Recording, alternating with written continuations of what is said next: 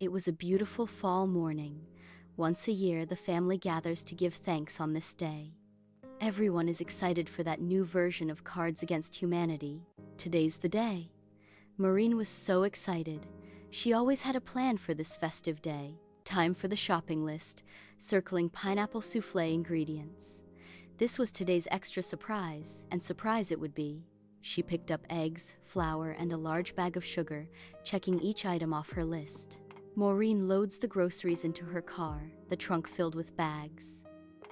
Maureen unloads groceries into her kitchen, setting everything out in preparation. She turns into Julia Child and Martha Stewart combined.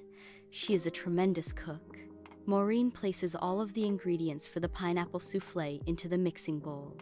Maureen pours the souffle mixture into a baking dish and slides it into the oven. Maureen sets the timer, wipes her brow, and smiles with satisfaction. Everyone has gathered. Bellies are growling. Cedar and Mariah are working on setting the table. Nicholas is showing of his physique, his father gleaming with pride. The smell of turkey is in the air. Maureen brings out the turkey, and now there are 2 turkeys at the table. Here come the green beans.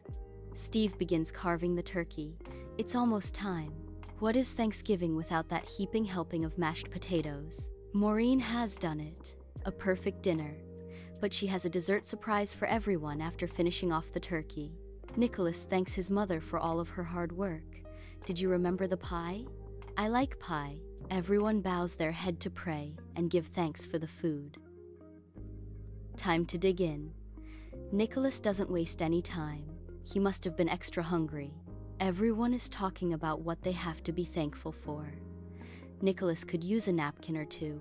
Grandpap says, "Pass me some potatoes." Nicholas has finished his half of the turkey.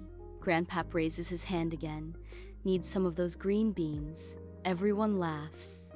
Steve is looking at Maureen and wondering how he was so lucky to find such a woman. Dad begins telling old Navy stories. Where did the time go? Maureen places the souffle on the table. Time for a grandpap break. Thanksgiving is a time to give thanks for everything, even toilet paper. Maureen brings out her special dessert surprise, pineapple souffle. She walks it over to Nicholas, so give him a better look. He is still waiting for his pie. Grandpap begins telling his famous jokes. It won't be long now, and doggone. And the infamous wish in one hand, crap in the other, and see what fills up first. Oh my.